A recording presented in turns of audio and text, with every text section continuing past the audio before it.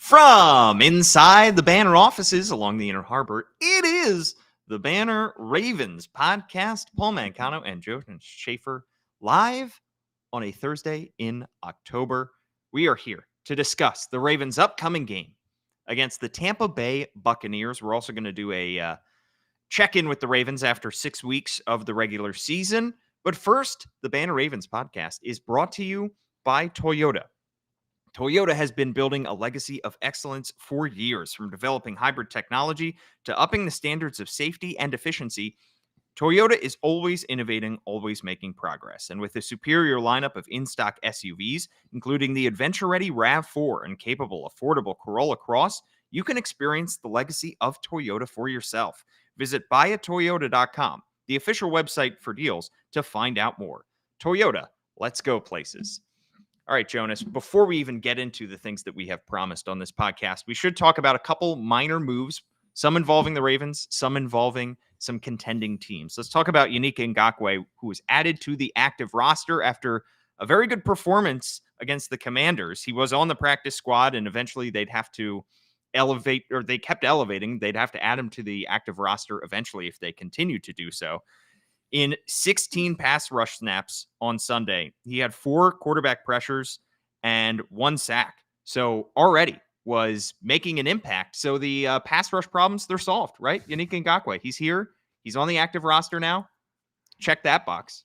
Check it. I think he's done a good job. I was not expecting him to be anywhere close as the solution. But as we all know, after what I said last year about Jadeveon Clowney and what he turned out to be, just don't take my answers for anything when it comes to pass rush production. Obviously, Chuck Smith can work miracles with some of these guys, and it seems like Yannick has done a good job of getting home. Still, probably not trusting him to be an early down guy just because he is a little bit light in the pants there. But if you can get yourself into a situation where you have a lot of B's or C's or B pluses in that pass rush, just get some depth, get some insurance in case one of these guys rolls an ankle or tweaks a hammy or something. Then I think you're in good shape. I'm obviously Tavius Robinson also had some nice plays on Sunday.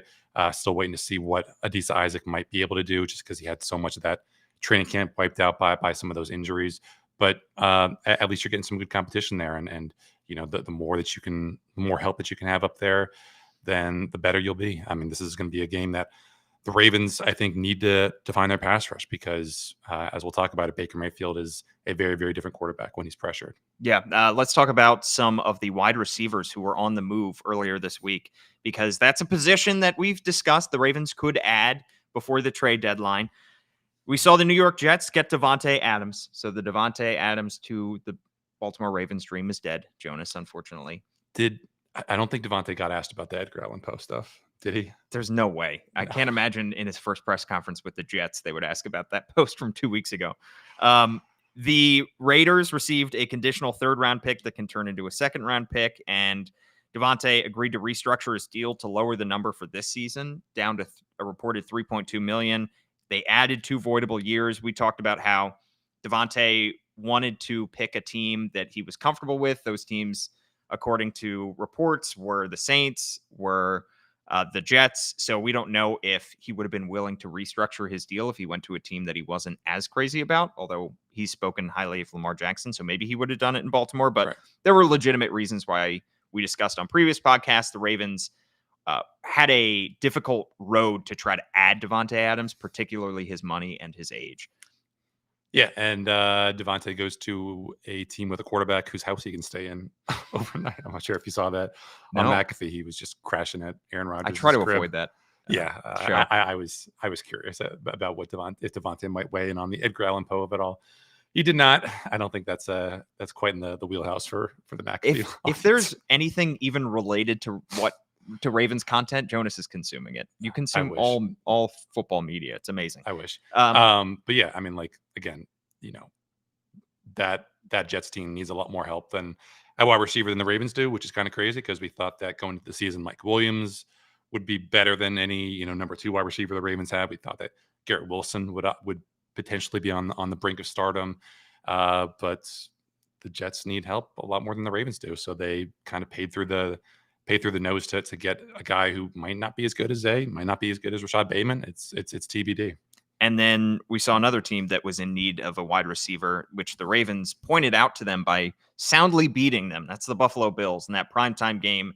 The Bills' lack of a true wide receiver one after trading Stephon Diggs this offseason was pretty apparent. Josh Allen has had a good season so far, but he would have a much, much better season if he had anybody to throw to. And that's why they traded for Amari Cooper from the Browns, who received a 3rd-round pick, a 6th-round pick, and a 7th-round pick. I like Amari Cooper as a player a lot. He seems to not be dipping at all as he gets into the latter years of his career, but there's probably a low % chance that the Browns wanted to deal Amari Cooper to a division opponent. The Ravens get the good timing of not facing a Browns team that's going to have Amari Cooper. He gave Brandon Stevens some trouble last year. Obviously, it's still just wild that the Ravens lost that Browns team and Deshaun Watson last year. But yeah, we can talk more about that next week. You mentioned the kind of arc of his season, the arc of his career. He was great with Joe Flacco last year. Had like that 200+ yard game toward the end of the regular season. He's a guy who can win over the middle, downfield, despite not being a total speedster. But I think it is a somewhat of a risk from Buffalo that they are counting on just getting out of a toxic situation is going to make the difference for Amari Cooper, because I think he's tied for the league lead in drops. You look at the receiver tracking metrics on ESPN. There are 93 qualifying receivers. Do you want to guess where Amari Cooper grades right now? Whew, probably in the 80s. 93. Oh, last? Yeah, and again, that accounts for drops. That accounts for it doesn't account, but I'm sure some of that is just him not giving it the old college try because he knows that Deshaun Watson is the quarterback. But this hasn't been a splashy season for Amari Cooper. But going to Buffalo, playing with a guy who's I think the exact opposite of Deshaun Watson in a lot of ways, and in Josh Allen will probably be really good for him. It would have been interesting to see if the Ravens had any kind of appetite for Amari, because obviously the salary was not especially big because of what the Browns did to restructure that deal. But obviously, the Ravens like where they are right now. And that just makes the AFC a little bit more competitive. Let's get to our word of the day here, Jonas, as we look to take stock of where this team is at after 6 games. And the word of the day is trimester. We're not going with the first definition of trimester, which is a term or period of 3 months. We're going with the second, which is one of the 3 approximately equal terms into which the year is divided by some colleges, schools, etc. Language of origin, French, trimestre. Do you speak French at all, Jonas? Nope. You never took it? 1815 to 1825 comes from the Latin originally. University of Drexel, I had some friends who went there, and they went Flexel. Flexel. They divided their year into trimesters instead of semesters. Never understood how that works. The college year makes so much more sense divided before the end of the calendar year and after the calendar year. I don't get that. Did Drexel start the academic year pretty late? Like I remember that. I think so. Yes. Like I think Northwestern also does trimesters. I think they started their the lesser journalism school. Year. I think they started their academic year in like late September, early October, which was kind of weird. It just makes it difficult to hang out with your friends over break when you come back from college. Yeah, but we in the English language just lack a word for describing like where the Ravens are right now in this season, because like you get to when it used to be a 16-game season, you get to 4 games, you could say the Ravens are at the quarter pole mark. Yep. What the heck do you do now? There's not a third pole mark. No, and you pointed out that it's a 17-game season, but it's an 18-week season. So 6 weeks in, it is officially 1/3 of the way through the season. But if we say the Ravens are through their first trimester, that feels that seems fraught. It does seem fraught. We're not going to get into that. All right, so taking a look at where this team is after 6 games. Jonas, you posed some questions on the BaltimoreBanner.com where you can subscribe at $1 for 6 months. And we did a roundtable with Kyle Goon and Gianna Hahn and Chris Corman, I think our sports editor, got in there. No, we did? No, I have no idea. We all asked those questions of each other, but you have some questions as to where this team is at right now. They're 4-2, lost the first 2 games of the season, have won the last 4. They seem to be in very, very good position as they hit this kind of soft middle portion of the schedule. Yeah, I guess the thing that we are most interested in right now is just how long does this thing go on for? This winning streak they're on right now, 4 games in a row. Obviously, it's not the longest streak in the NFL, but I think few teams have been better during that 4-game stretch. We've obviously got Tampa Bay on Monday night. Gianna and I will be there for that. But then you go to at Cleveland in Week 8 on a relatively short week. You're back in Baltimore in Week 9 versus the Broncos. Great defense, kind of shoddy quarterback play there with Bo Nix. You get the Bengals on a short week in Week 10 on Thursday Night Football, so another Thursday nighter against Cincinnati. At Pittsburgh, which is going through its own kind of identity crisis right now in Week 11. You go to play the Chargers on the Monday night before Thanksgiving in the Harbowl, and then the Eagles in Week 13 is that last game before that Week 14 bye, and that's a game against Philly here in Baltimore. And again, we don't know who will be coaching Philly at that point. I would wager it's probably not Nick Sirianni, but Wow. A lot of winnable games on this schedule, but a lot of talented teams who could maybe kind of poke the Ravens in the eye and give them a bad day's memory. I would imagine that the Ravens will be favored in most, if not all, of these games during all the, of them probably in the middle portion of the season. But that doesn't mean that weird stuff can't happen and they can't lose these games. I think the easiest wins during this stretch probably going to be the Browns, probably going to be the Broncos, but the Chargers are ascending right now. I mean, their defense is great under Jim Harbaugh, and their offense seems to be getting better. Tampa Bay, who we'll get into, obviously just put up 50 points last week, so they could pose a threat. And a lot of these games, 4 of these games, are on the road. So I'm not going to say that they're going to rip off 5 more wins in a row, but I think that if they get past Tampa Bay, we could be looking at this thing hitting 7 or 8 wins in a row, because right now they're already at 4. Yeah, I don't want to spoil my pick, but I was very tempted to say that the streak ends on Monday night. Right. If they get past that, then it could keep going. But I think that's probably their biggest test. Yes, I mean, at this point, I haven't looked at the future lines or anything, but I would imagine that the Ravens would probably be like 10.5-point favorites against Cleveland, right? You would think. Actually, I guess if it's in Cleveland, I guess probably not that much. And I guess Deshaun's going to still be starting. Who the heck knows? I mean, you're rooting for that at this point, right? I guess. Yeah. All right.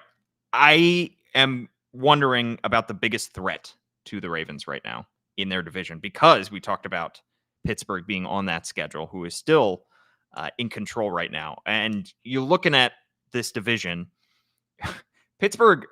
I'm going to save the full Pittsburgh quarterback conversation until we get to that game, because I think that how they've handled that has been incredibly bizarre. But certainly the Ravens are better than the Browns. Right now, certainly they're better than the Bengals. Pittsburgh's really the only competition. And I think these Mike Tomlin teams, we've kind of figured out, these post-Roethlisberger Mike Tomlin teams, they have a high floor and a low ceiling. So I think the Ravens at this point should be the favorites for the division. And I just can't see Russell Wilson performing any better at quarterback for that team than Justin Fields has done through the first 6 weeks of the season. Yeah. I think if you're talking about just like who will be the second best team at the end of the season, I think I would probably go with the Bengals just because of that offense, because I think the defense could figure some stuff out. Obviously, they've taken some injuries, but I think they can't possibly be as bad as they were last year. Like we talked about, I think after the Bengals game, Cincinnati has a very manageable schedule coming up. They should get right on a roll. I think they play, Cleveland this weekend, so that's probably an easy win for them.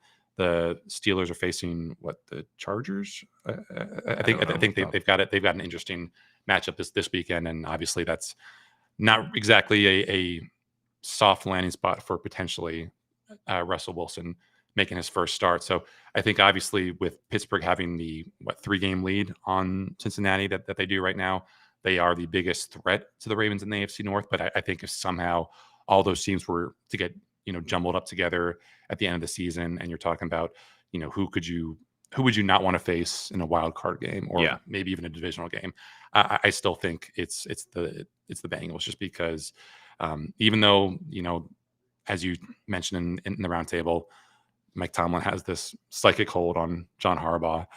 I think just you don't want to face Joe Burrow in the playoffs. You don't want to face Jamar Chase in the playoffs. And what does Pittsburgh have besides occasionally like a George Pickens on his meds? You know what I mean? Like there's not a lot about that offense to like maybe the offensive line will be in a lot better shape by then, and that offense will be a lot more dynamic. And you pair that with a nasty defense, and things could get kind of interesting. But I think anytime you get to the playoffs, you want to bet on the quarterback play. And Pittsburgh, to me, just doesn't have anything that would strike any fear into the Ravens. Steelers play the Jets at home what it is, on yeah. Sunday night.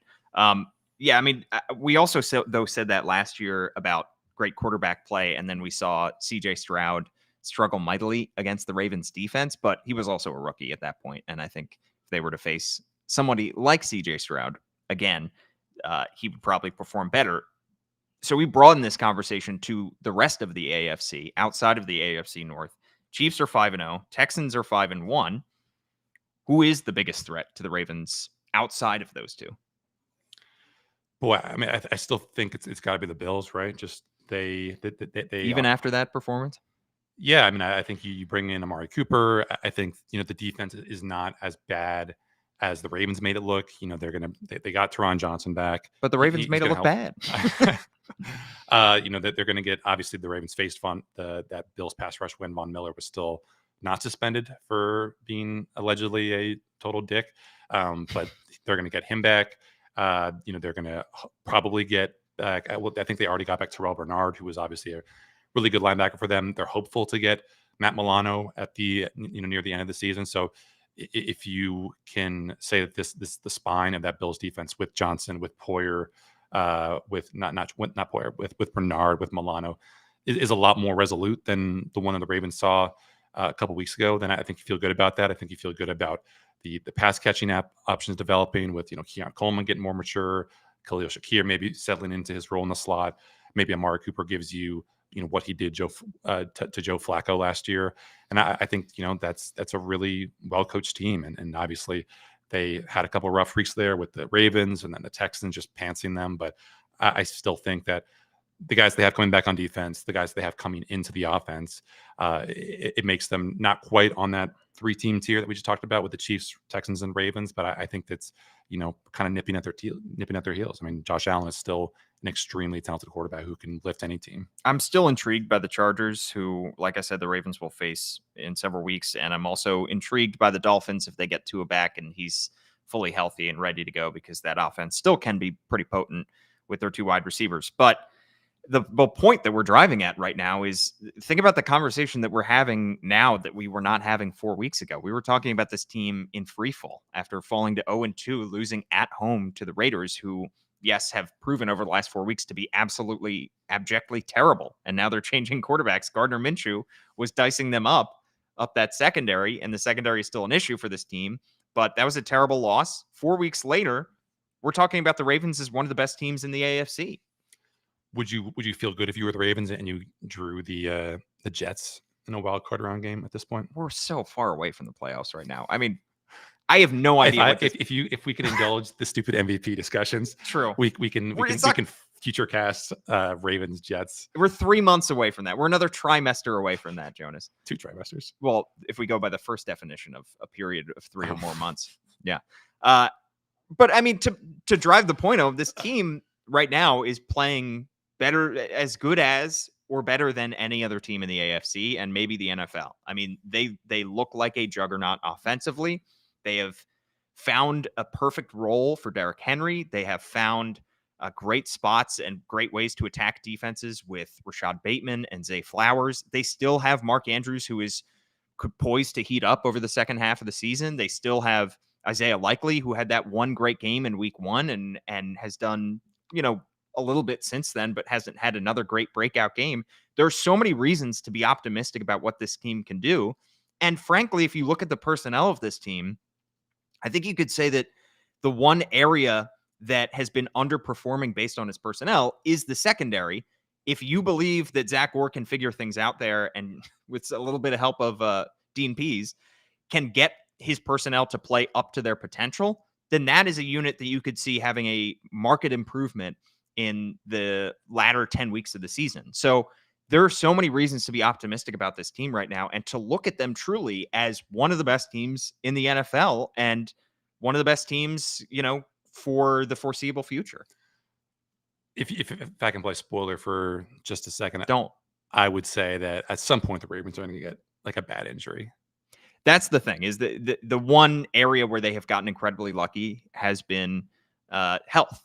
They really have not had a major player go down at any point over the first 6 weeks. And that's why I think, and we'll get more and more into the trade deadline conversation as we get closer to it. It's what, first week of November? I think November 4th. So they have some time to figure that out. And that's why you're already starting to see these big names go off the board that we just discussed. But to me, maybe you use the trade deadline as an opportunity to fill a hole of an injured player. And right now, there is no guy right now. There's no Aiden Hutchinson that just went down that is going to be out for the year or for an extended amount of time. So maybe you reassess your moves in a few weeks, figure out, all right, if somebody goes down with injury, God forbid, we can trade for somebody to replace him, because you don't want to be in a situation where you make a move in the middle of October and you send out third round picks, second round picks from next year's draft, and then somebody goes down with injury for the rest of the year. And all of a sudden you're saying, well, we got to replace this guy via trade, but now our powder is no longer dry.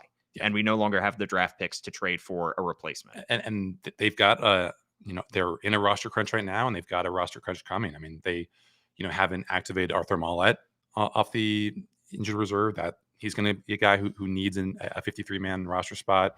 Jalen Armour-Davis, who can help on special teams, is, I think, going to be eligible to come off IR in about a week or two's time. You obviously got Keaton Mitchell coming back.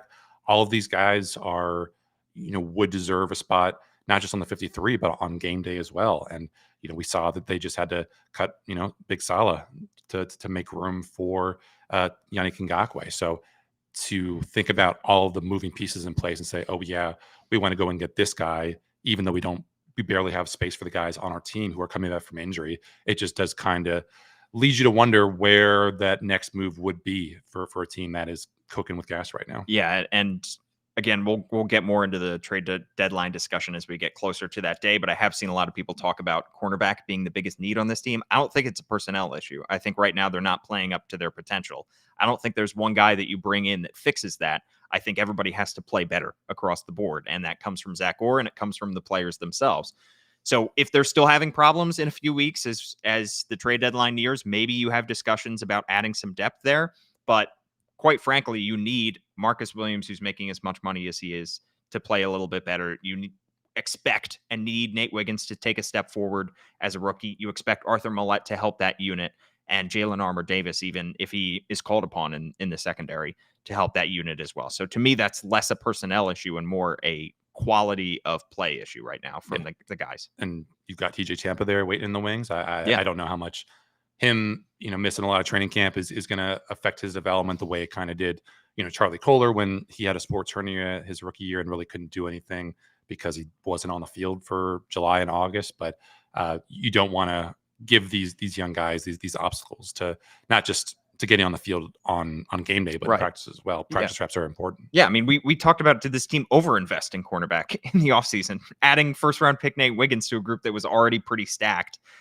So they have the bodies. Yep. They just have to play better. All right, let's get into the Ravens' Week 7 game against the Tampa Bay Buccaneers in Tampa on Monday night. Jonas, the Ravens are facing a team that is also 4-2 like themselves. I'm not as convinced that the Bucs are as good as their record, because they faced this isn't quite the same soft schedule that we talked about with the Commanders coming in, how the Commanders were 4-1, but that was mostly Fugazi. This is still a better slate of opponents for the Bucs so far, but I mean, they get that week, or they get their best win of the season came against the Detroit Lions. They lost to Denver. They beat the Eagles, crushed them. They had an overtime loss to the Atlanta Falcons and a huge win at the Saints, who are 2-4 and look like the first 2 weeks of the season were just a total fluke. So, and we're starting Spencer Rattler. Yes, exactly. So I'm just not fully convinced that this is a very good football team right now. Are you? I think that this is a team that matches up on paper with the Ravens in a way that I think they probably haven't seen since like Kansas City, honestly. I don't think they're as talented as Buffalo. I don't think they have as good a quarterback as Joe Burrow, but you look at what they are right now, 10th in offensive DVOA, 11th in defensive DVOA, They've got some guys coming back from injury. They've also lost some guys to injury who we can talk about. I just think that they can do some things that give the Ravens trouble in some sore spots. And I think that the fact that this is only 3.5 point spread right now, the Ravens favored on the road by 3.5. I think that's pretty representative of just where Tampa Bay is right now. I think Baker Mayfield's playing really well. I think the defense is playing well enough, and I don't think it would be realistic to expect this to be a blowout. Now, is it possible that the Ravens just go, Super Scion and just dust Tampa Bay? Absolutely. It's a Ravens are playing really, really well right now. But I think that everything that the Bucs do on offense, everything the Bucs do on defense, the fact that they're going to be at home for this, it could be tough. And I know obviously the kind of ultimate tiebreaker when I think about these things is like the Lamar versus the NFC record. Right. But this is it 18-1 now? No, it's like over 22-1. Oh my God. Yeah, but this Bucs team, if not last year, has some experience seeing Lamar in primetime spots, and maybe that is enough to negate some of that disadvantage that Lamar just naturally comes with. Let's talk about that offense, which is 10th in DVOA, 9th in passing, 10th in rushing, 8th in passing yards per game, 6th in rushing yards per game, coming off an absolutely monster performance against the Saints. 594 total yards, 51 points, and a 51-27 win over the Saints. They were doing ridiculous stuff on the ground and through the air. 35 carries for 277 yards. Baker Mayfield had 325 passing yards. It was a complete and utter laugher in that game. Baker Mayfield leads the NFL with 15 touchdowns. What are you seeing from Baker Mayfield this year that has allowed him to make good on the contract that they gave him in free agency? Yeah, well, shout out to Liam Cohen, that offensive coordinator for Tampa Bay, and formerly, I think, the offensive coordinator for Kentucky with Devin Leary. And this Bucs offense looks a lot better than that Kentucky offense did with Devin Leary, with all due respect to the Wildcats. That does not bode well for Devin Leary's long-term NFL future. Baker's getting the ball out quick, man. Average time to throw of 2.52 seconds, at the second fastest in the NFL, behind only Tua. Not throwing the ball very far downfield, 5.6 yards downfield, second lowest in the NFL, behind only Patrick Mahomes. It's a offense that I think, kind of takes what you give it. And you want to heat up Baker, but when he's getting rid of the ball that quickly, it's really tough to do when you have weapons like Mike Evans, who you can kind of throw those 50-50 balls to and feel confident that he's going to come down with. You got to feel good when you've got Chris Godwin working over the middle, and he's become a yak king this season. You've got to feel good.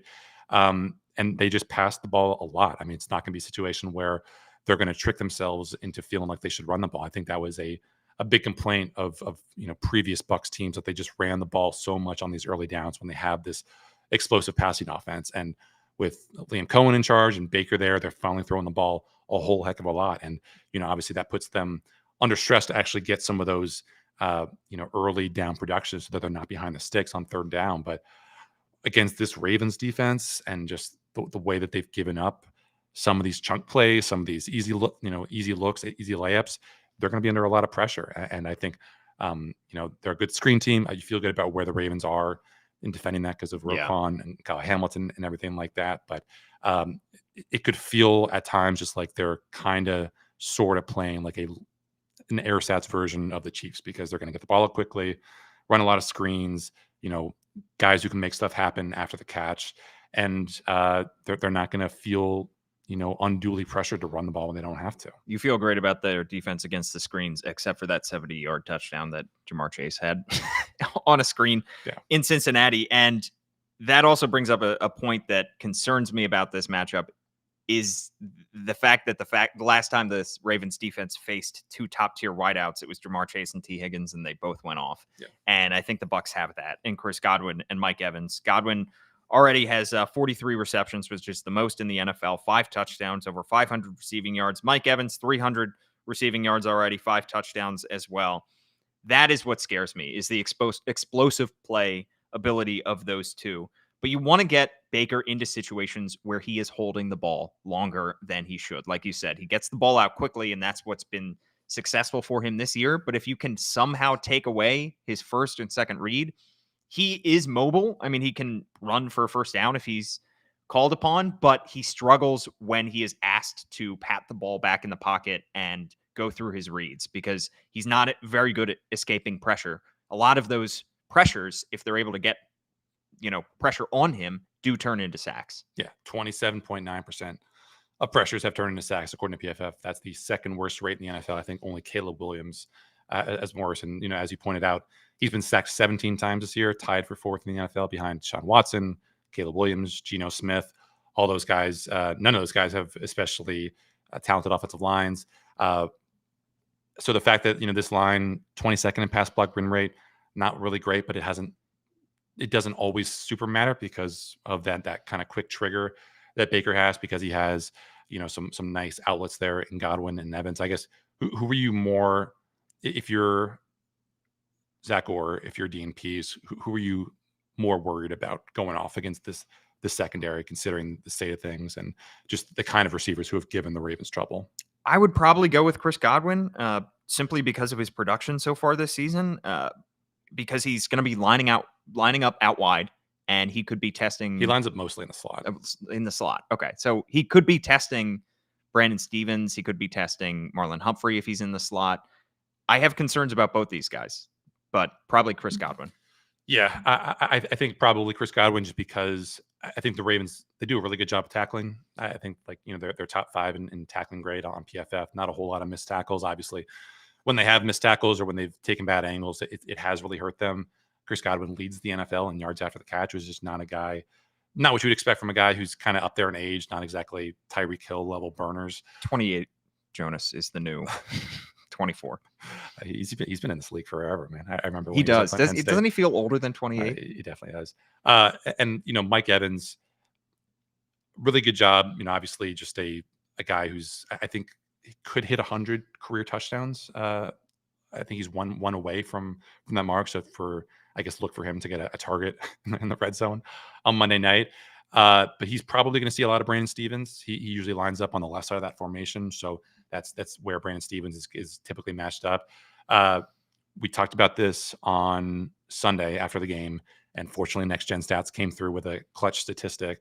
Brandon Stevens has now forced a tight window on 50% of his targets in coverage this season, highest among cornerbacks with at least 30 targets, and the only cornerback over 40%.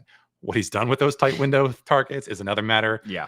The most familiar gripe for any football fan is just turn your head, cornerback. Just, if you've got this little guy locked up, actually turn your head and play the ball. I think it's a lot easier said than done. It's endemic across, all football. You see it in college, obviously. You see it all the time in the NFL, but this is going to be a game where I think he really has to, because Mike Evans can box guys out. He can go over them. He's, got with that 6'3", 6'4" frame. And I'm sure Baker is looking at that film, just kind of licking his chops to possibly throw up, these go balls to Mike Evans if he feels like he can get Brandon Stevens unbalanced there. So maybe this is a game where the variance kind of works to the Ravens' favor, and Mike Evans only catches like 3 of 8 targets. But just considering how things have gone for BC this year, I don't know, man. It could be a long one. When I think of tight window throws and Brandon Stevens, I do think of that catch that Devontae Adams made along the sideline, where he somehow balletically kept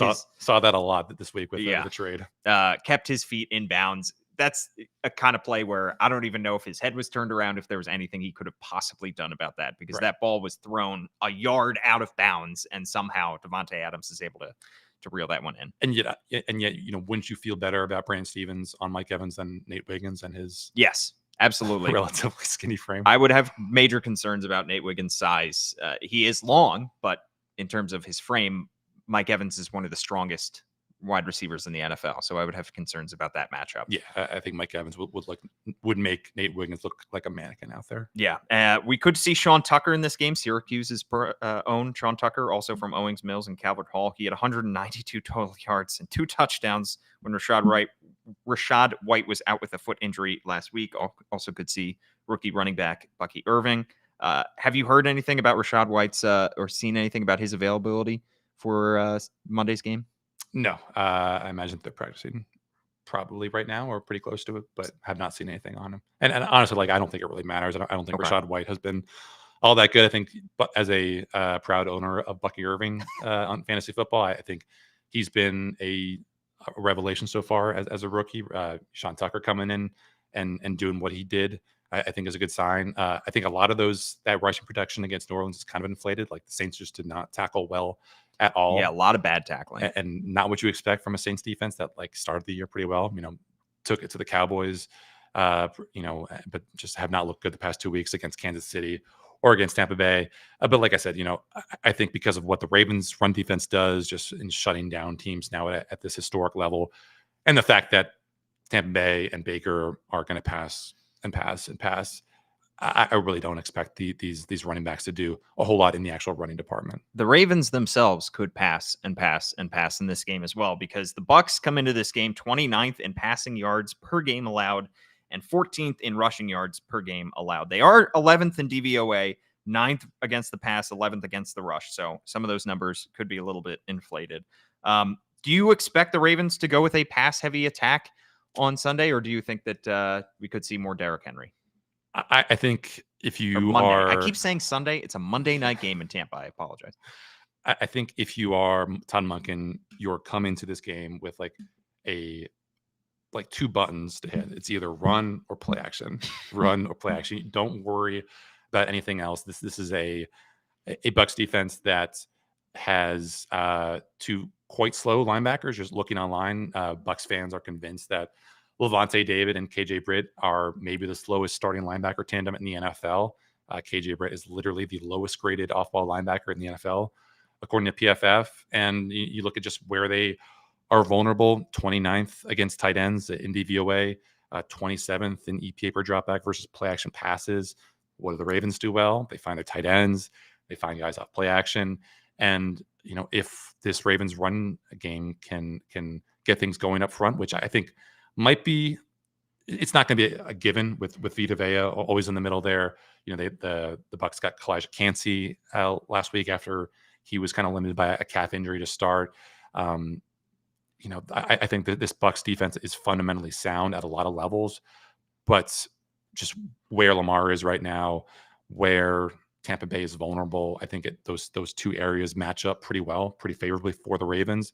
So it wouldn't surprise me if the Mark Andrews comeback continues apace. I was looking at some of the advanced statistics. Obviously, we all know just how poorly those first 4 weeks were.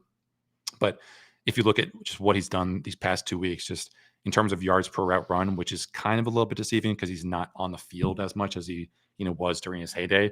He's like he averaged more yards per route run over the past 2 weeks than like tight end one in the NFL right now. And obviously, that's crazy. Doesn't matter a whole lot because it's not super high production, nor is he on the field as much as his fantasy football backers would like him to be. But I think there's a lot of reason to be optimistic that the Mark Andrews of old is finally coming back to the surface, and that would be a great sign for this Ravens because they already have a bunch of weapons out wide. You said KJ Britt is the lowest graded off-ball linebacker by PFF. Have you seen the meme of Marcus Williams graded 75th out of 75 on PFF go around anytime he makes a mistake? I was going to say that KJ Britt is the Marcus Williams of the Tampa Bay linebacker core. We'll have a Monday night game, so we'll definitely get another image like that where he introduces himself and you see that he is the last. So we need to screenshot that, and then anytime he struggles in this game, we can bring that up. It's Monday. It's not. I think that's only for Sunday night because of the Chris Collins. I don't know. I don't know what day of the week it is, Jonas. It's Thursday. It's whatever. All right. Halloween's in 2 weeks.